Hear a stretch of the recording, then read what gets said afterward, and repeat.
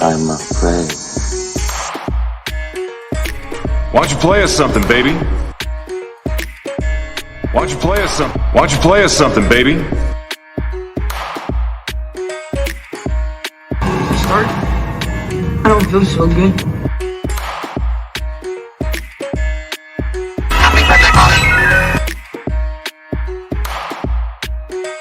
It's fucking molten!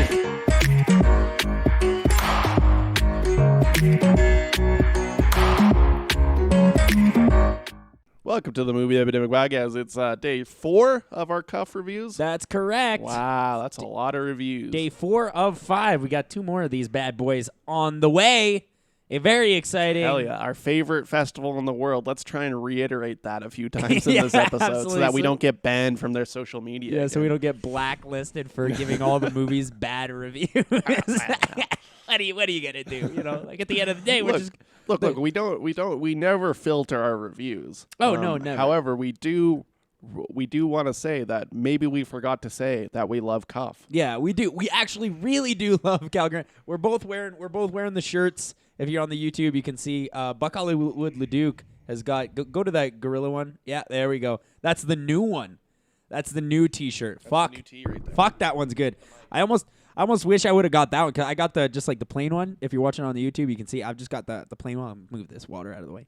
I got the plain one, but that new one is pretty tight. Head on over to the YouTube there. So give us a subscribe. We're getting a lot of subscribes lately. Yeah, that's absolutely. Nice. That's nice to have. Absolutely, and we're gonna try to be nicer here because Calgary Underground Film Festival actually is our favorite festival of all time. It's the best festival in the world. Here's the thing: as soon as Calgary International Film Festival rolls around, we dabble, but we don't fucking go to everything. Well, I go to everything, but you're like, I'm not going to that. You're like, you say like this. You're like, I'm not going to that. Well, it's $350. You're like, I'm an alphabet man, and there's 18 A's, and I'm an alphabet man.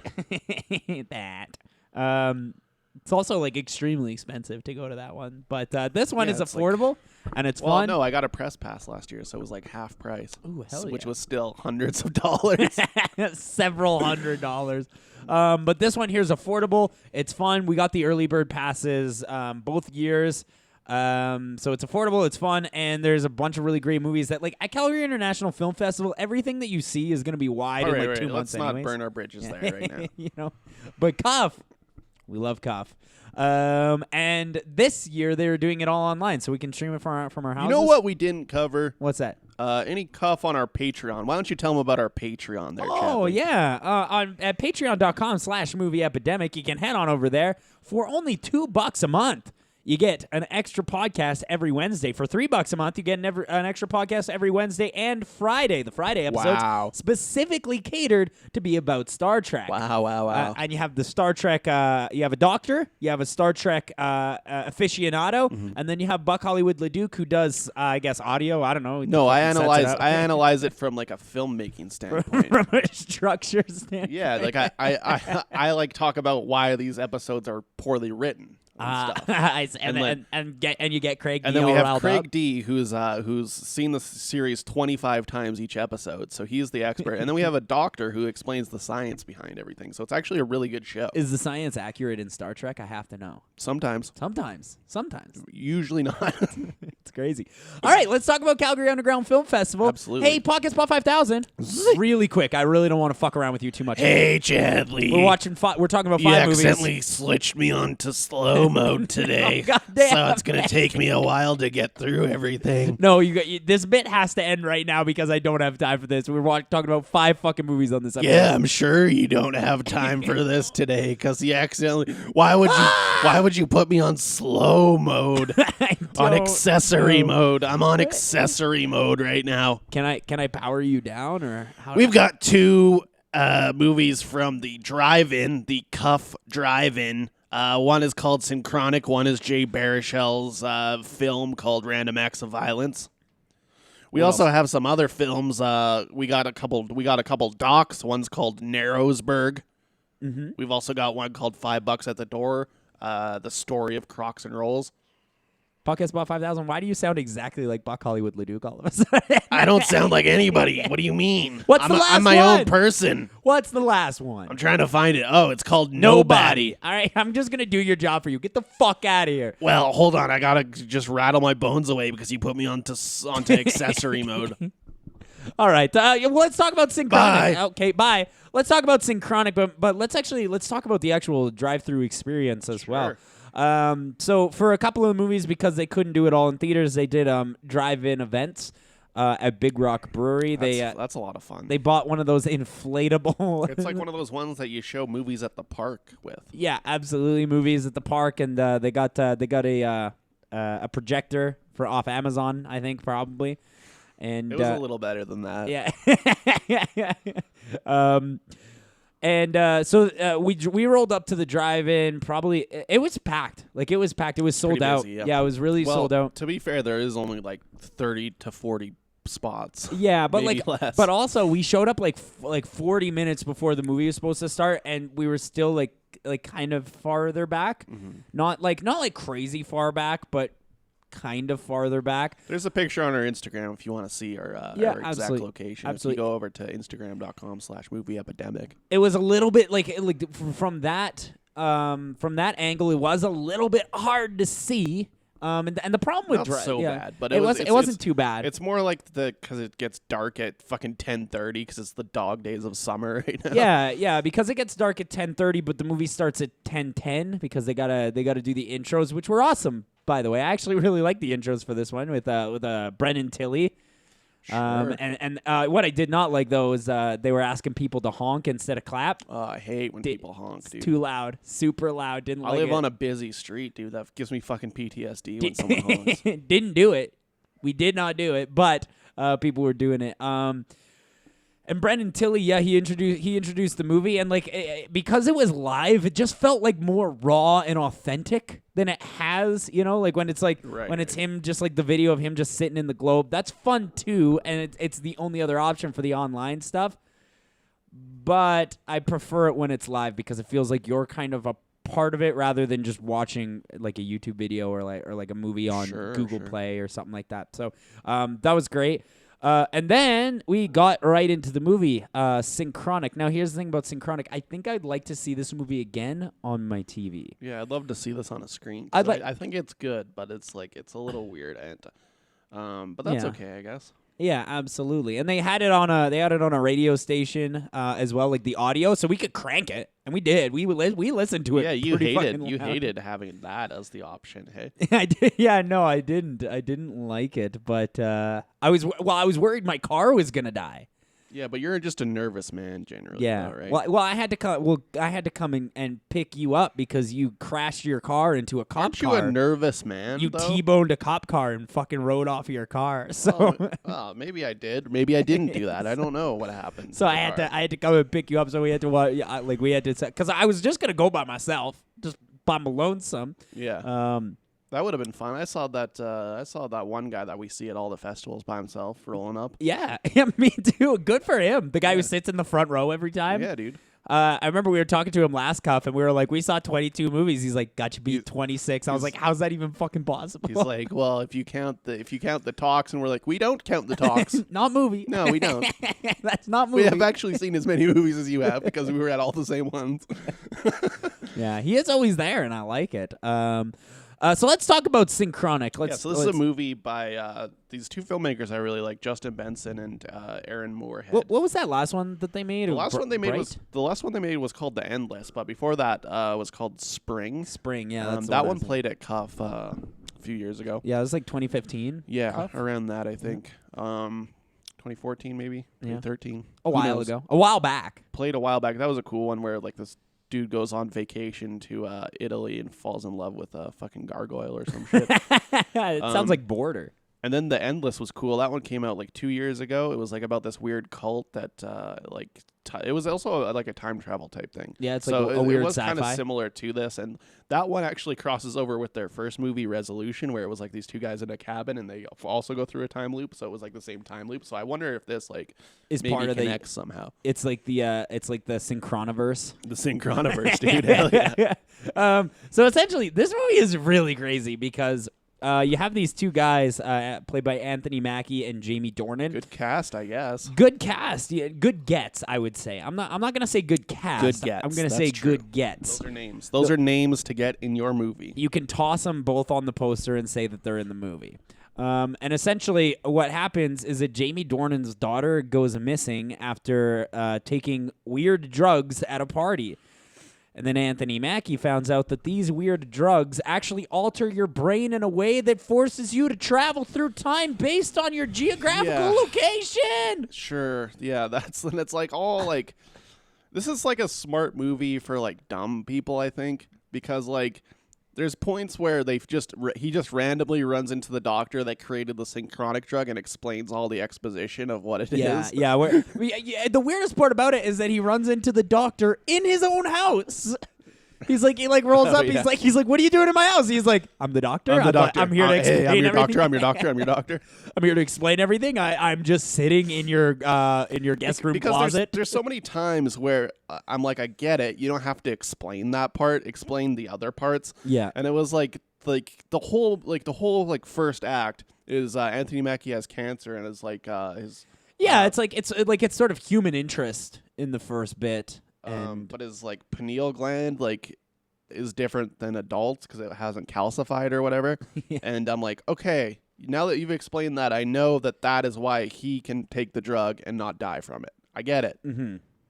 But like they had to really explain that by bringing in a doctor and being like, do you get this part? I'm like, yeah, I've always got that part. I don't get the part where he goes in through space and then there's no rules. Yeah.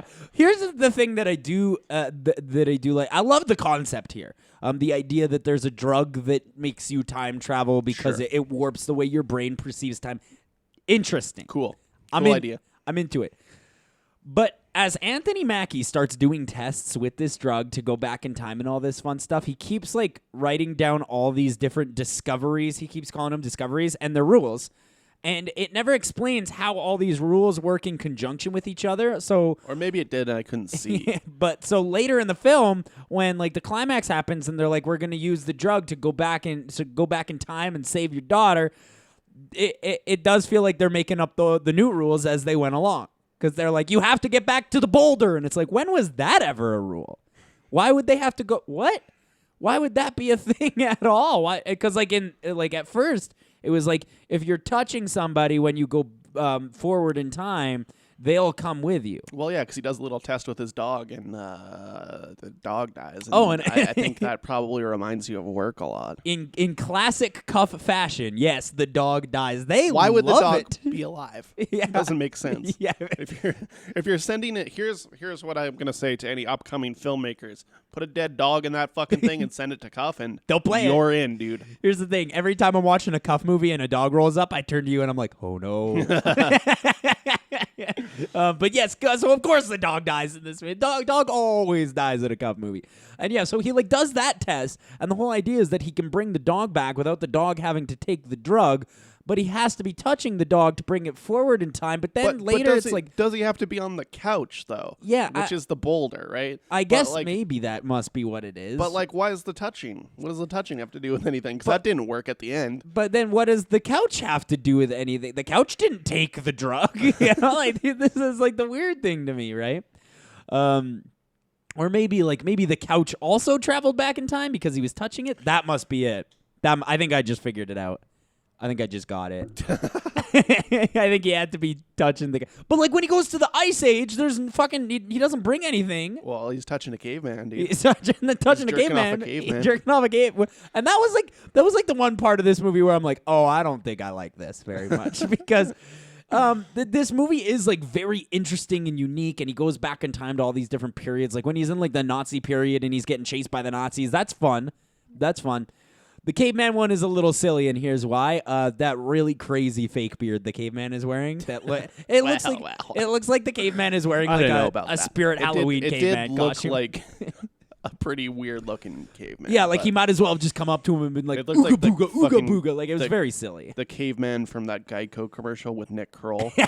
and fucking Jason Mantzoukas or whatever. Yeah, it's like the movie Year One with Jack Black. That's what it looked Hell like. yeah, That's what dude. it looked like. Love to me some Year One. Do not love me some Year One. With Actually, fucking Michael Cera. actually dude. Last hate thing it. he ever acted in. actually hate it. No, he acted in Molly's Game as himself. Oh right, yeah, he was in Molly's Game as himself. That's funny. Yeah. Yeah, and so like at some points during the time travel sections, I'm like, all right, I don't know, you're suspending my But disbelief here. look, I think we've like talked enough about like the actual time travel stuff. I think the build up, which we completely skipped over, is actually quite scary because it's like these EMTs, Jamie Dornan and Anthony Mackie, that keep rolling up to things and like unexplainable events have killed these people. Yeah, and it's mostly kids. Mostly, Like, it's young kids. well, is it? Yeah, it's I like like teenagers, isn't it? Yeah, maybe. Yeah. And so like these unexplained events are killing these teenagers, and they sure as shit can't figure out why, and why that would happen. And like one thing that I do like about this movie is like there is like a commentary on like on the United States pharmaceutical Sure. industry and how like you can create drugs, can just make meth. you can just make meth, and if you change like a couple of the ingredients, it's like totally legal to just sell behind the counter, like over the counter shit. Yeah, or whatever, until the FDA gets a hold of it. And Until- they're like, this is banned now. Yeah, And until it's the like, okay, let's make a new one. Till the FDA is like, this is kind of like meth, and they're like, all right, the Yeah, next one will it be is. the next one will be slightly less like meth. It'll still be meth, but less meth. Yeah, and like I really like that aspect of the movie and sort of like the judgment that they place upon the doctor who created the synchronic drug. What is that called? A designer drug? That's what it is, right? Yeah, it's yeah. a designer drug.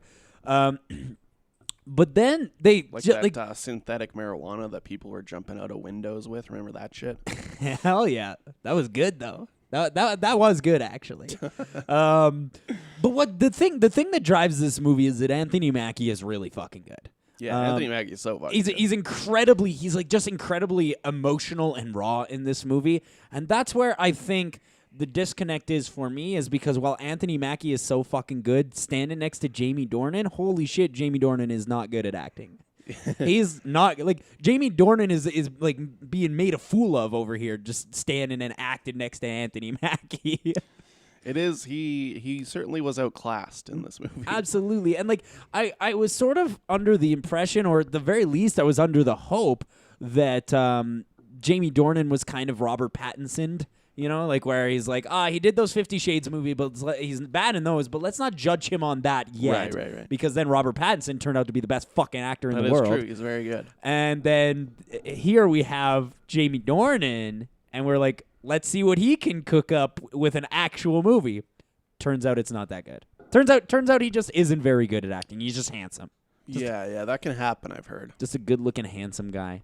There's a point in this movie too, and like, cause like his daughter's in this movie, and they're like, he's like my 18-year-old daughter. I'm like, how's this guy? This guy he looks doesn't- 30. this How guy does he have an looks- 18-year-old daughter? This guy is. I maybe give you 35. He's pretty young looking. He's got a full head of hair. He's too young. He's for sure too young to have an 18-year-old daughter. You know what's interesting? What's I think that? his voice is funny in this movie because he's not doing the daddy dom voice that he does in the other ones. Yeah, where he's like, I have a particular set of skills. He's just like, hey guys, it's me, Jamie Dornan. This is what I sound like. And it's like, oh, we're like, oh shit, he's not putting it on, dude. it's like, oh, okay. It's a weird voice. Show your finger, idiot. That's like, yeah, show your fucking witch finger. I'm still pissed that he didn't show his dick in any of those. Well, 50 because they Shades didn't movies. want NC-17. Well, I think you can have an 18A movie with a dick in it. Look at Dead Dicks. There's dick in that. Just can't show dick going in. I don't know, Which dude. I don't know. I guess if they showed dick, they might as well have just shown dick going in, right? Like, I at guess. that point.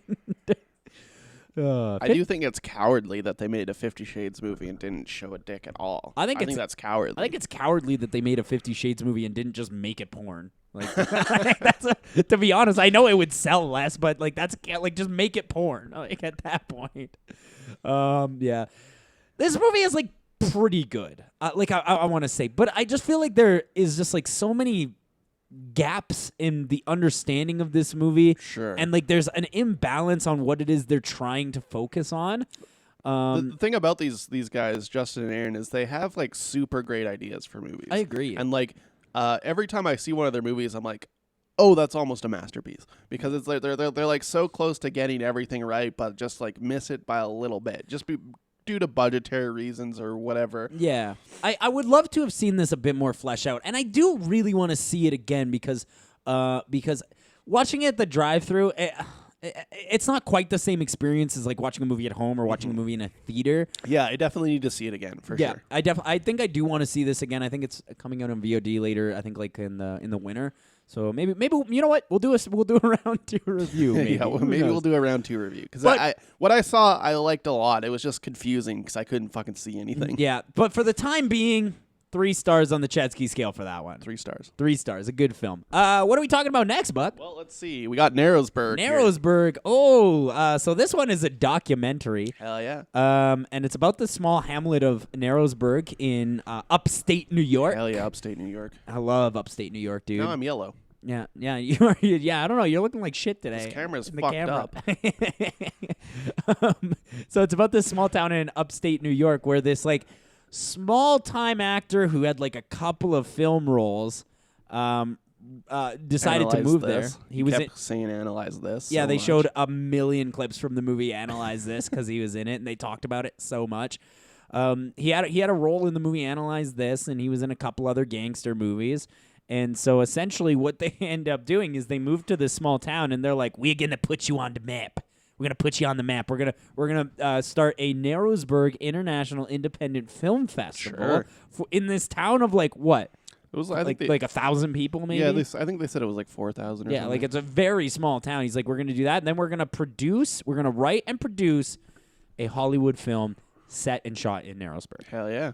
And everybody in this town got really jazzed. They were really excited to be a part of it. It is interesting because like they get the film festival going, and the film festival, like the first one, was actually like middling, successful. Like Mekhi Phifer was there. They were really excited to tell you about that. Mekhi Phifer came to yeah, it. they showed video of Mekhi Phifer like, being there. You look at the movies and you're like, well, those don't look very good. But like for a first time film festival, that's like it's not that bad if you can at least get some movies. Yeah, you know? and you can get some people there. It's just everything that happens after the first film festival. And like the first thing that I found striking about this movie is it's a talking head doc. Yeah. But like they shoot it very like stylishly. Yeah, like, I agree. There's like they're talking heads, but then they have like a rear projection of them also talking, and like they're in theaters and like cool buildings, and I thought it looked great. We've seen a few talking head docs during Cuff this year, and we've seen lots before in our lives.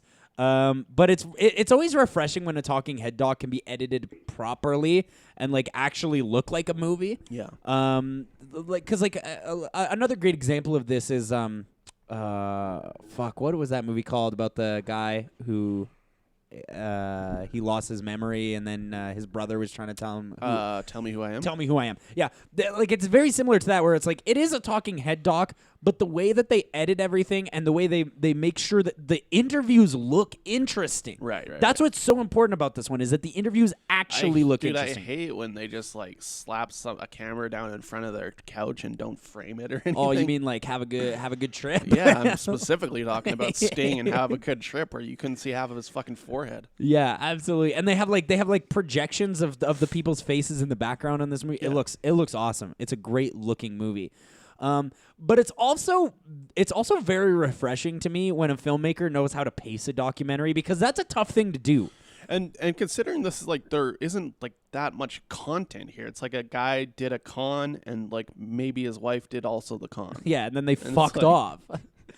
So we talked about the first film festival. Let's get back into it. So essentially, before we get into that, let's talk about Richie and Jocelyn because Richie is like crazy. He's clearly like a wannabe mobster guy. He's like a guy that says he's in the mob, you know? Like, have you ever met someone that says like they're... He legally changed his last name to sound more Italian. That's in here. You ever meet someone who like says something, you're like, oh, that's obviously not true. That's the vibe that this guy gives out, but he's friendly enough that you're like, okay, we'll let that guy walk around for a bit. Well, and he's very charismatic and he's super charming. And that's like the number one thing for a con man. Like whenever you look at a con man, you're like, oh, it's because he's charming. And he just convinced people to give him money. And then you have Jocelyn, the possibly French woman, possibly not, who maybe South African, possibly the brains behind it, most likely.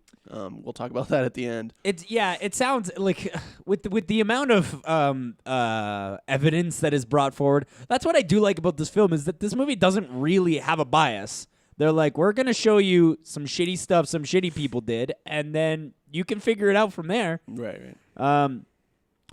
So essentially what ends up happening is that Richie Castellano, who was in Analyze This, that is true. Started doing like acting classes and Yeah, stuff. he started doing acting classes. And he's like, "We're making a movie. You're all gonna be in it. You're all And it's you're all gonna be extremely famous." And there's like one kid that they interview in this movie, Zach. Yeah. Whom I love. Well, it's good. He had like a lot of footage of Yeah. all this too. So like that's why it's good to get someone like that in your movie. Yeah, well, and he was like 17 or 18 when this happened, and he got a big role in this movie. Right, they right. were supposed to have made and did end up actually making. Apparently, it's really good. Apparently, I'd like like the to movie see is it got like a bunch of accolades from other film festivals, but apparently the movie's good. But what happens is that at the second International Narrowsburg Film Festival, the first thing that Richie Castellano does is when one of his like guests of honor arrives, he pulls some guy into the alley and starts beating the shit out of him in the alley. And like that's like the first moment where you're like, oh, this is about to get because like at first it just kind of feels like you're like not sure where they're going with it. You're like, all right, everything seems to be pretty hunky-dory. Everything's going well. The first film festival was a hit. Everybody's really excited. They're doing a second one. They're making a movie. Where are we going with this? And as soon as that happens, where he beats the shit out of dude in the alley, you're like, something weird's about to happen. Yeah. And so essentially, Richie Castellano took like thousands upon thousands of dollars from this He town. started taking money from people. He's like, "Yeah, you'll be in the movie. We're gonna make this movie. You'll make your money back. He was promising him SAG cards and Give you your SAG card? We'll give you your SAG Get card your fucking and healthcare. Get your fucking Hollywood healthcare." Yeah. He was gonna get these people SAG Yeah, cards. he gave and he was somebody gonna- like somebody gave him like $35,000 for a SAG card. the That fucking seems too cheap. For the doctor gave him 50. Yeah. They were going through all the townspeople who were saying, and they're saying like these intense amounts. And there was like one story in this in particular that I loved, and I think it was the farmer, who was like, "Yeah, I went into the bank and I took out 20 grand," and just like the look in his face when he saw that money was just unbelievable. Like he'd never been so excited to see anything in his entire life as he gleamed at this money. And so, yeah, but he, as he said, if you guys want producer credits and you guys want your SAG card, we'll give me a lot of money. And then they, then essentially, what's so crazy about this movie is that like, I think that Jocelyn Castellano is a con artist, and I think Richie Castellano is just a dumb narcissist, and that's like sort of the divide. I think that's probably true. 'Cause, like, Because they talk about how he like was just trying to do like flipping schemes where you buy a bunch of stolen sneakers and sell them for double and shit, and like Yeah. just like go to the track and do gambling shit. He just seemed like a degenerate, really. Yeah, absolutely. And so what happens with Richie is that he. At the end of the film festival, they're supposed to premiere this movie that they made in Narrowsburg, and then the director comes out and is like, "Hey guys, we didn't actually make the movie. We made some of it. We made a little bit of it." Right, So- and that's what's like crazy to me is like they showed the film, like the shots of them filming, and that's all the shots they had. yeah. And it's like, well, didn't you know that you were only making 10 minutes of a movie? Like, Yeah, they had absolutely everything, but they're like, we ran into some issues and we lost a bunch of footage and yada yada yada. I do like when they were filming that movie and Richie just has like so many gangsters showing up just in the town, like Yeah. just being mobsters, dude. Yeah. Well, and what I love so much about that whole premiere is that the interviews with the townspeople are the most interesting part of this doc. It's not even Richie, who's crazy.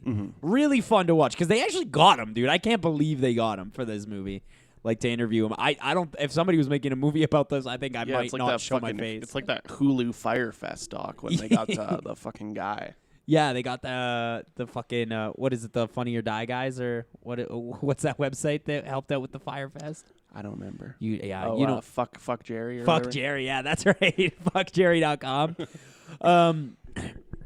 And so, like, you're talking to these townsfolk, and they're like, we all went to the premiere of this movie because that's how it was advertised. Yeah. Is that the movie was done, and they were ready to show it off. We all got dressed up in tuxedos. We all got really excited, and we didn't. And all of the scenes that they showed were not the ones even in Narrowsburg. It was just, it was like the indoor scenes between the gangsters.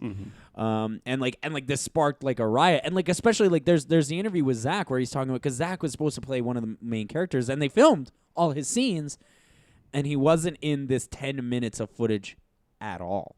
And he was just like, and he invited all his friends and his family, and like the deep disappointment he felt when he realized that he had been fucked over intentionally for money. Right. Yeah, and it's just it basically the movie is like a mountain, because in the first half of the movie everybody's like, the Castellanos are the best people we ever fucking met. Yeah, dude. The best people we ever met. They're bringing life to Narrowsburg. And then as soon as that happens, everyone's like, fucking that's kill fun. the beast, dog. That's fun to see how fast like a mob mentality. Yeah, how fast people will turn on you if you fuck them over.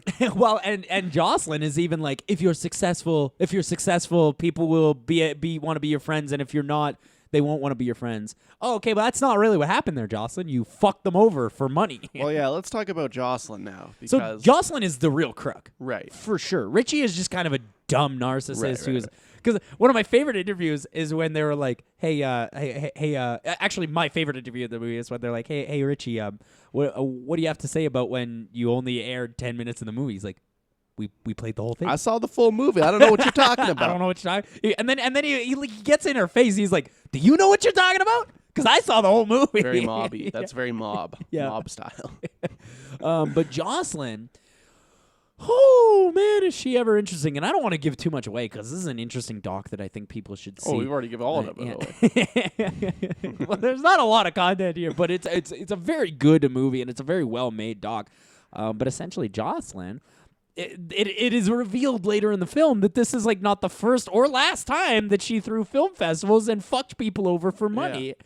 And I think that is interesting, because someone mentions in this doc that what would be easier to con money from than people that want than artists that want to show their thing, right? Yeah. So it's like it makes sense that like you just hold a thing where it's like $500 for submissions or whatever, and then you just pick whoever and sell them like seat packages and shit. Yeah. And they're showing their movie, and all you have to do is rent out a fucking theater for a week. Like it actually is a pretty good con game. Yeah. If you think about it, Yeah, if you absolutely. throw a shitty festival, like I mean, I'm sure like when we go to Cuff, that's like clearly a good thrown festival. That's a well-made festival, but like, yeah.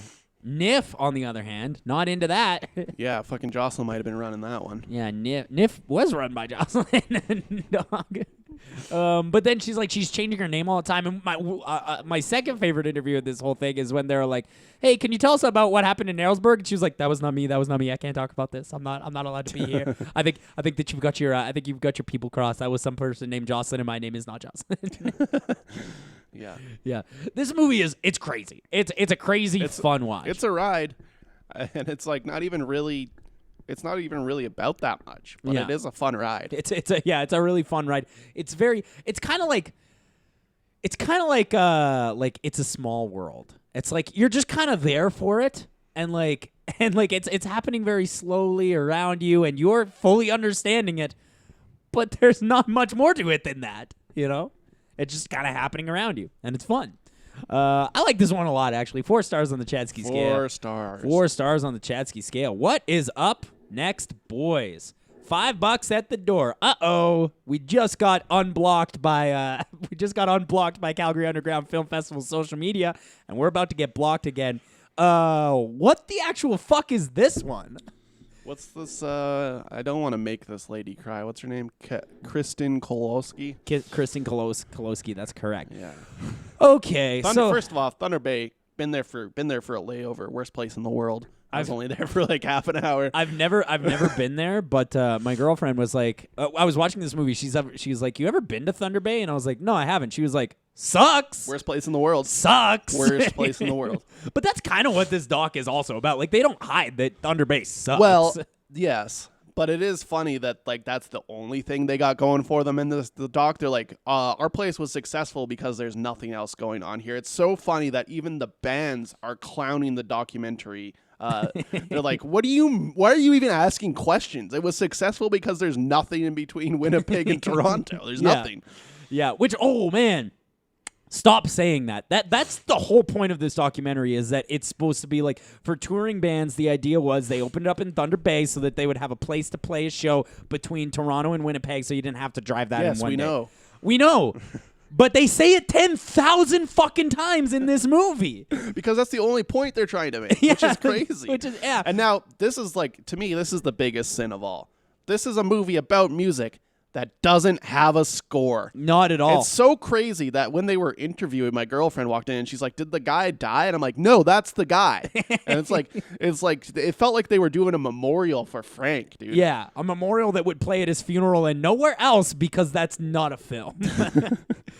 This one sucks. Like this movie actually sucks. But I get it though, because I understand why it's made. Because there is I think there is a thing to, if you live in these towns that are not Toronto, Vancouver, that you glom onto your small little punk club or whatever. And I've spent years of my life inside many punk clubs of this city. Correct. And I can tell you that I would have more to say about any of those ones that closed down than anybody had to say in this one. They didn't even tell any funny stories really in this. Yeah, there was there's a couple of anecdotes here and there, which had like kind of neat little animations to them, like when they those brought were the good. canoe in, like that's kind of fun. But the problem is that yes, you're absolutely right. These bands really were just like, oh yeah, Crooks and Rolls. I have played there before, and that's all they really had to say about it. Yes. They were like, yes, I have played in that bar before, and they're like, God. But They're like, that is a bar that I have seen. Yes. Here's the big problem with this movie that I have, and maybe it's just me. I don't listen to a lot of music, to be honest.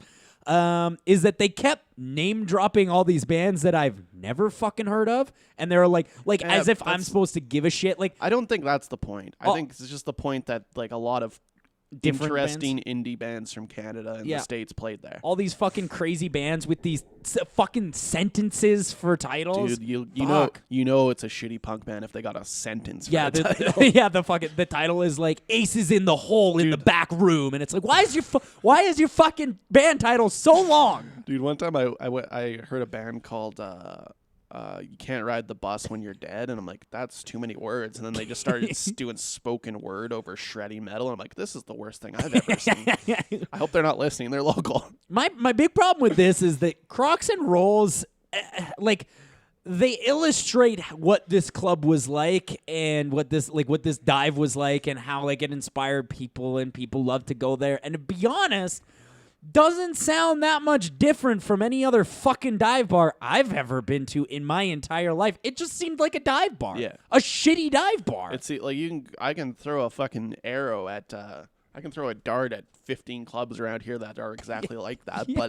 But I mean, I guess just because it has the legacy of being the only club in Thunder Bay that it's a documentary. I don't know. Yeah. I don't know. Yeah, this movie also just like it's also not that well made either. Like aside from the structure being dog shit, because this movie has one act. It's a one act documentary that just says the same thing over and over again. But it's also weird because like every now and again they'll just show B-roll of like Frank walking down a dirt road, and I'm like, what exactly am I watching here? Why is that they're just B-roll? To me, Frank is the best character though, because he's always like, this doesn't matter. It's like, this doesn't matter. He's basically saying like, I don't think you should be making this movie. Like, Yeah. this is just a fucking dive bar, guys. It's the same. And like the whole time he was like just talking about how he liked music and didn't even talk to the bands. And it's like, it sounds like you were bad at running a bar because you only cared about music. You know, like maybe you should have cared about the people that you were fucking booking. You know? Yeah, there's like one part of this movie that I was so baffled by. There was a line where he said he was like, yeah, at the end of the night though, like in order to keep the bar open, it was all about sales. Yeah, that's how fucking all bars ever work. That's how bars That's work. how they fucking all work, my guy. But here's the thing, is that I think the director of this movie knew that maybe it was just too much of the same. So she tried to like chop it up with like these segments of her just going through her cassette tape collection.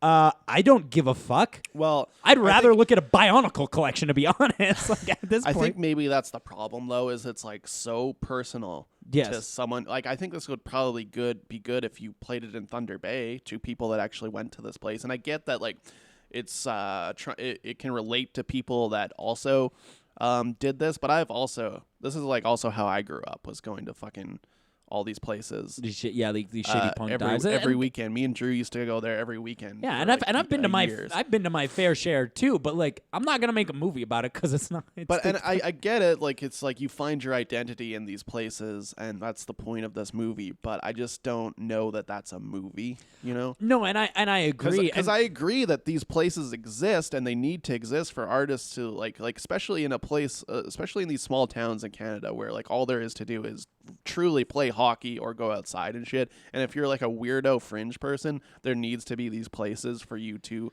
exist and flourish. But like, I don't know that that's a movie. yeah, like that's almost like kind of like an unspoken truth that everybody who goes to these kind of dive bars just kind of knows. Yeah. Like I don't think you need to explain it to me. The problem is that this movie is trying to invoke nostalgia for something that unless you're in Thunder Bay, you simply could not be nostalgic for. So, yeah. And so play this at a Thunder Bay Film Festival, but at a Calgary Underground Film Festival, it just kind of does nothing for me. Or because I've been to a bunch of shitty bars like this too. You know, like I'm not completely devoid of the point here. I just don't think I care at all. I don't know. It's just like bragging about how punk rock you are is literally the least punk rock thing I can imagine. That's true. That does beg the question. If you make a doc about punk rock, is it punk rock anymore? No, I kind of think that it isn't, dude. And the problem is that the guy Frank is like he's the most interesting guy in the movie, but he also is kind of a dick. Seems tired. He seems very tired. When he was filming they this. it seems like they got him like right in the morning. But like when they're interviewing his family, they're like, yeah, he only cared about that bar and he hates all of us. And it's like, okay, cool. Like this sucks. I don't like that then. And yeah, he was like, yeah, I wouldn't talk to the band. Fuck you then. Like fuck you. It's literally your only job is to talk to the people in the band. Oh yeah, not good. Not good for me. I'm gonna give it a 1. 1 star. 1 star. Hell It's yeah. not a half. No, it's not a half. It's not fucking I Blame Society, but it is bad. That's true. Nothing could be I Blame Society, I don't think. All right, what are we talking about next? Oh, Nobadi. Nobody. All right, let's get real here for a second here. I don't know if you know how I feel about this film, but I'm going to tell you I saw right your now. review. I'm going to tell you right now. This is absolutely 100%, 10 billion% the best fucking movie I saw at this entire film festival so far. I don't know about that, but it is good. It's fucking crazy good. You know why I like it so much? Why though? is that? I love how they've like mastered subtext in this movie because Subtext. there is almost no dialogue in this movie, and you understand everything. You know these characters front to back without them having to say very much, and that is a very difficult thing to do as a writer. But then you get somebody who is competent at shooting. Like some great shots in this movie, like some crazy good shots in this movie. And then you get 2 actors who are unfucking believable at acting. Yeah, super good. The acting is really good. It's crazy. I don't know where else to go. It's an But Austrian film, right? this is an Austrian film, yeah. You know what I did notice about this movie? What's that? I'm gonna describe this film to you, and then you're gonna tell me what the first thing you think of is. You got a cranky old man. Yep. He's just lost his greatest life companion. Gran Torino. Oh, not quite. That's not where I'm going with this. An ethnic person rolls up to his house, and for his Person own of color, Chadley. Yeah, Don't say ethnic. his POC shows up to his house and is like, "I would like to work for you or help you out in some way for a personal benefit." And the two become unlikely best friends. What are we talking about here? Could it perhaps be Pete Docter's film Up? Because I've seen Up. It's very similar. Not in the back half, but in the front half. I've seen the film. It has a true lack of dead dogs in that film. True lack of dead dogs. Because this one opens with a dead dog, and I'm sure that reminds you of work quite a bit. So Cuff just simply can't get enough of these dead dogs. This one, yeah, it opens with a dead dog. This one should have been called A Dog's Death, I think, because I think that's a better actually title. A better title. I don't know what Nobody even means. No, actually, I do like Nobody because that's like the when he's talking about Odysseus Right, and how his nickname was Autus, which is ancient Greek for nobody. I actually do like that title also, but A Dog's Death would also have been a good title. That's for true. This film. That's true. Yeah. And so essentially, this old cranky man hires this Afghani migrant to dig a hole in his backyard and bury a dog in it. to bury his dead dog in. And then he finds out that this young Afghani immigrant is he came here illegally. He has no documents, no papers, but he's hurt real bad. Yeah, I'm hurt real bad. Yeah, he fucked real bad, Bob. He fucked up his foot real bad, and so they can't take him to the hospital, and so they got to figure out how to get this guy, how to get him healed up. What I do love about this movie is that I would never say that there's a friendship between these two characters, but there's certainly a general human understanding. Well, I like the way that it diverts expectations, because this does feel like a pretty stereotypical movie where an old guy gets softened after he makes friends with an immigrant or whatever. Absolutely. And then but they it does fuck with not that go notion. that way. It does not go that way. No, that's not the at thing. all. Like, this guy is he. It's not. I don't really feel like he learns that much, but it definitely seems like he has his compassion levels waver the more he he understands the guy. Well, and the reason I like this movie so much is because this movie understands the importance of setup. Because when I was watching this movie and I didn't quite know where they were going with it, in the first half, I was like, I'm not too sure about this. But then once I realized everything that they were going for, everything they were going for in the back half, I was like, oh, I fucking get it. It's a masterpiece, because all that setup was specifically to introduce you to the characters so that they can have them do fucked up shit in the back half. And man, I'm not going to give stuff away because this is absolutely a must-see, but that back half is tough, dude. It's really fucked up and really tough. It's dark. It's miserable. Super dark, dude. And it's the first half is vile and mysterious. Whereas the second one is... He's pulling out pistolas. You're like, what's he going to do with that pistola? Yeah, he's got a pistol. He's like, where the fuck's my money? Being racist and shit. Yeah, being super racist. But to be fair, the guy did steal pills. He did steal pills. Sometimes you got to steal pills. There's just so much... Well, if you had fucking tetanus and you fucking stepped on a nail 2 months ago. This is like Dog's Death if that movie was good. It's almost exactly like Dog's Death. It's they're even right down to blaming the veterinarian for the dog's death. Right down to that point. But this is just so much better. It's so much better because it's paced properly and the characters are interesting. Although I like Dr. Mario. Do you think? Yeah, I like Dr. Mario too. Do you think when they were doing the jury awards, they meant to write this down, but they wrote down the wrong title because they're the same film? Because they're very similar? It must be. So the jury award for the Calgary Underground Film Festival went to A Dog's Death. But also, Mr. Alphabet over here, maybe that was just the first movie everybody watched, and we're like, we can't watch anymore. That could be it. So because this thing was all online this year, we put them all in alphabetical order, other than the drive-in ones. And Captain Alphabetical over here. Yeah, we mixed a couple around, $5 at the door. I think we switched with Uncle Peckerhead, and just because I think $5 didn't come out till Wednesday, and we couldn't watch it before that episode. But yeah, so watching them in the alphabetical order, here's why I really am excited for Calgary Underground Film Festival next year, is that I think that as film festival curators, it's a very good festival for them knowing how to schedule it so that you don't get fatigue. Right. But because we just watched these in our own fucking order, I think we started with a lot of the stuff that wasn't that good. And now that we're at the back half of the alphabet, and we're already banned. We're already fucking banned from the festival. Banned from the festival. Now we're at the back half of the festival. We're seeing all the good shit, and it's all really good.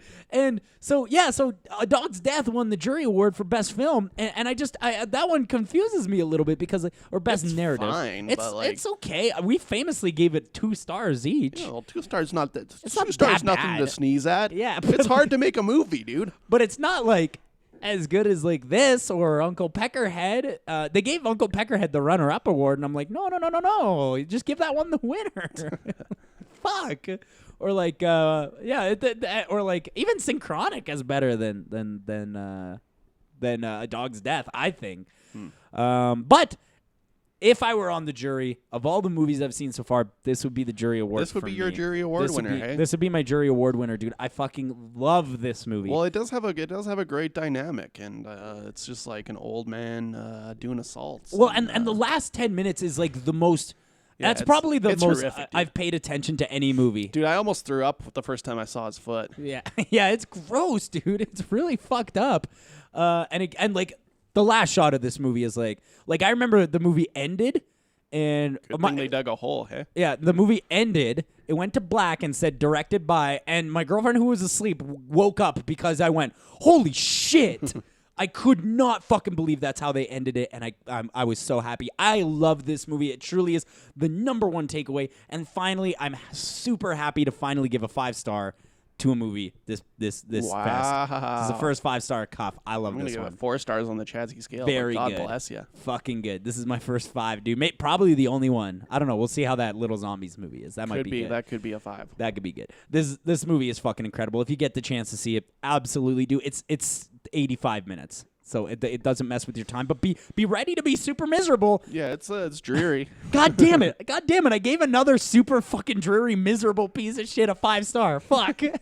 I got another movie that makes you really uncomfortable and gave it a 5-star. You know what I thought was interesting? Austria has some very wild gated communities. Yeah, that's true. That's true. They're Like, really, your houses are really gated in there. Really gated in there good. yeah, and like they make sure that there is no way that any of your neighbors could be anywhere near you. Like even though it is like side by side, it's very, very interesting. I'd love to visit Austria and just like look at this shit. Like I just love to look I don't know at if that's like standard, but it was interesting. it was, yeah, it was just fucking really. like a lot of houses just like gated up. You know what else I find interesting about this movie? And I don't know if this is an Austrian thing, but it's like sort of the opposite way that like Canadian and American homes are, where it's like real small backyard, giant front yard. Fucking giant, dude. Why is Really the big front yard so Huge big? front yard. Yeah.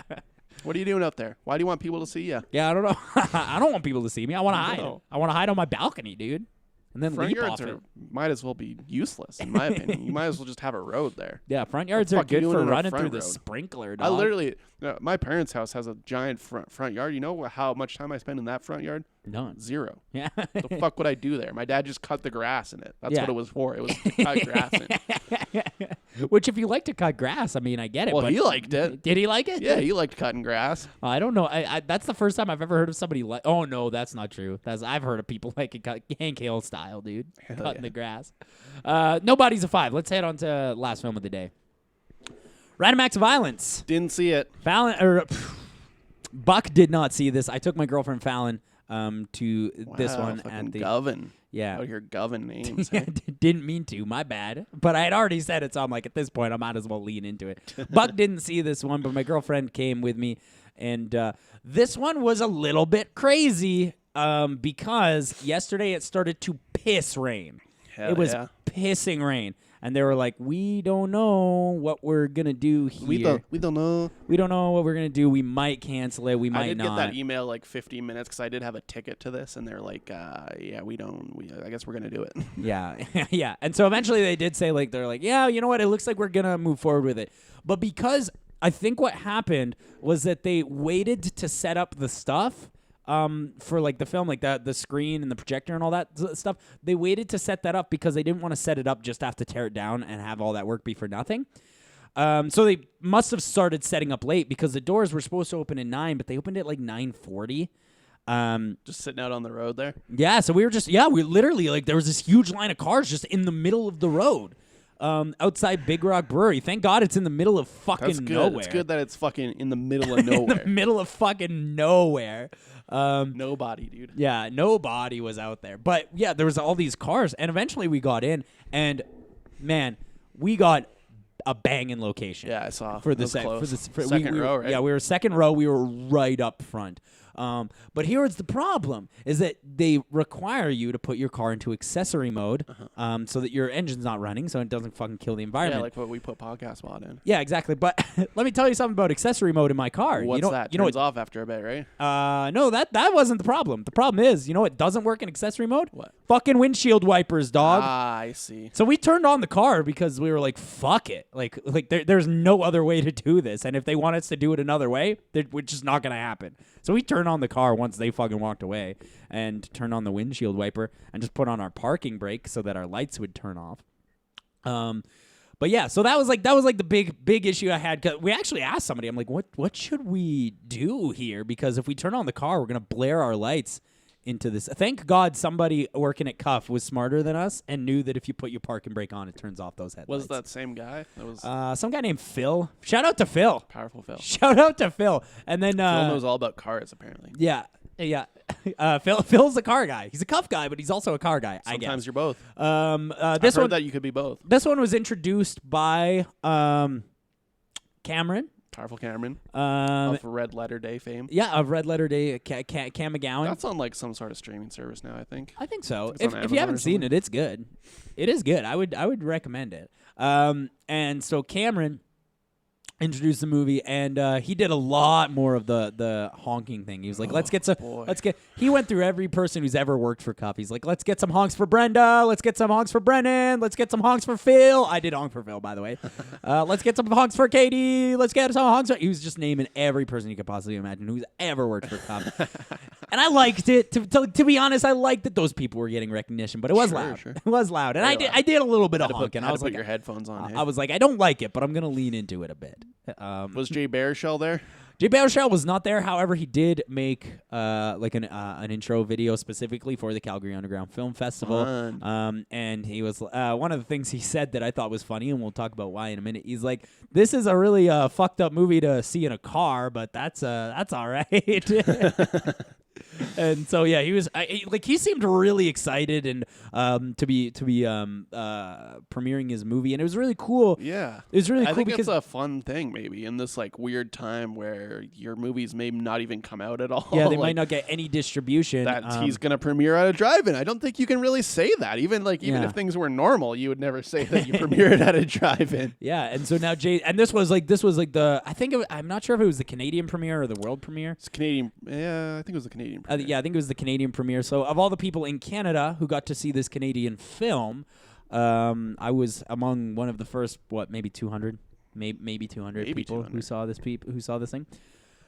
So the first thing you notice about this movie is that Jay Baruchel has obviously watched Mandy because it's got a crazy neon aesthetic. Oh, really? It's got that Mandy aesthetic? It's got that crazy. It's not as crazy as Mandy, but it does have that crazy neon aesthetic, which I Nice, fuck. Or like, nice. it's like closer. It looks like Swallow. Remember that movie Swallow? Yeah, I've seen it's Swallow. Like, it's like that aesthetic. It's got that crazy fucking neon going on, and it looks amazing. It looks it looks so good. So what this movie is about, it's a movie starring Jesse Williams, Jordana Brewster, who, by the way, is still maybe 22 years old. Jordana Brewster killing it. How is it she's been in movies for longer than she looks like she's been alive? And she's been an adult in all of them. Jordana Brewster, Jesse Williams, and Jay Baruchel stars in it as well. Essentially, what this movie is about is that you have these guys. They're going on tour with their comic book that is very popular, and they're going to like I'm glad it comic wasn't a punk expos, band. and they're going to comic expos and comic shops and doing signings and stuff like that for this comic book called Slasher Man, who is a serial killer and also the hero or the protagonist of the comic book. Maybe not even protagonist. That might maybe main character. That might be the better term because he's the bad guy. Obviously, he's a fucking serial killer. You can be a protagonist and a bad guy. But the problem is that the Slasher Man was based on an actual serial killer. He was based on an actual serial killer in the I-90 in northern United States, and the people they go to the town because the serial killer was from the town that the main guy is from, but then he moved to Toronto because he, serial killer killed a bunch of people. Right. And that's really fucked up, and that'll fuck you up for the rest of your life. And so what ends up happening is that he goes to this town that he is from, like his hometown, and people are not happy.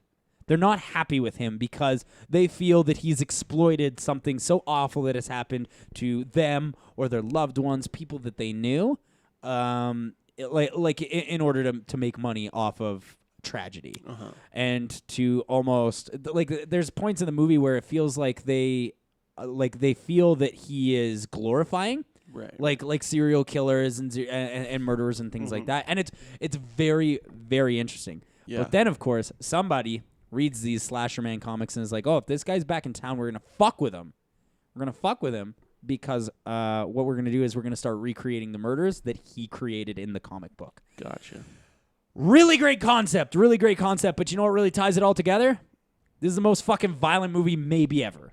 It's maybe the most violent movie Well, it's I've called ever Random seen. Acts of Violence. It's called Random Acts of Violence. I would hope there's some violence in it. It should have been called Buckets and Buckets of fucking blood, dude, because there is buckets of blood, and all the kills in this movie are awesome. Like this is like slasher smut at its absolute finest. Gotcha. There's like parts where there's like a part like I'll only give away the first murder because this movie's coming out on VOD on July 31st, and I really recommend it. It's really fucking awesome, especially if you like horror movies or slasher movies, Friday the 13th, that kind of stuff. This I would say Well, this is we talk about this a lot, but like when we see like kind of like younger filmmakers attempting to do like a slasher, it always either is like a comedy or shitty. Yeah. And it's like, why can't someone make it good? Why can't this be better? Why can't it just be good? But this, which is weird because Jay Baruchel has only ever directed one movie, and it was Goon 2. Oh yeah, A comedy film about hockey. I liked it with Wyatt Russell, where he's getting whipped around by his dad. Fucking the old fighting arena. Yeah, hell yeah. Which that's also like a pretty bloody movie. Maybe Jay Baruchel just likes blood. I don't know. But this one is like, it's not funny. It's not a comedy at all. I don't think slashers should be funny. I'm glad that's like a weird thing that happened at some point. They're like, slashers are funny now. I'm like, no, let's not do that. Let's go back to this. I think Freddy vs. Jason was like the big perpetuator. That was on probably that. that. Yeah, that was probably that. I think that's the one that fucked it all up. But this one's not funny. It's very serious. It's super emotional and raw. The character relationships are great. There's 4 main characters. I know like it's Jesse Williams, Jordana Brewster, Jay Baruchel, and there's another girl whose name I don't remember. It's not on the poster. But also, just one thing I'd like to mention about Random Acts of Violence: wouldn't be a Calgary Underground Film Festival movie, Buck. Wouldn't be a Calgary Underground Film Is there Festival. a dead dog in there? There's a 5-minute segment about a dead dog. There it is. There it is. 5-minute segment about it where the girl's drawing a dead dog. Couldn't possibly be a cuff movie without that. But this movie, the slasher in this movie is also like really scary. Like he's really fucked up and scary to look at. Because he's this huge, tall, brooding guy wearing like a welding mask. Yeah, that's scary. And like a trench coat, and he wields like all sorts of different weapons. Yeah, that's interesting. I don't know if anyone's ever done a welding mask, and that's a scary item. So. It is. Yeah, it looks scary. Well, I mean, it's like BioShock has that kind of. Like, yeah, that's a little different though. That's not a movie. So. Yeah, well, it should be. It's too good to be a video game. I've always felt that about BioShock. BioShock is fucking. That's an incredible piece of art right there. Absolutely, I agree. Scary game. Super scary game. Super scary. But this movie, the actual serial killer is really scary, and the way he kills people is fucked up and twisted. And let me tell you, they show all. They show all in this movie. If you were scared that you were going to miss somebody's intestines spilling out all over the road, you're dead ass wrong. Okay, glad I wasn't thinking about that. Yeah. If you were scared you were going to miss it, you won't. I wasn't scared.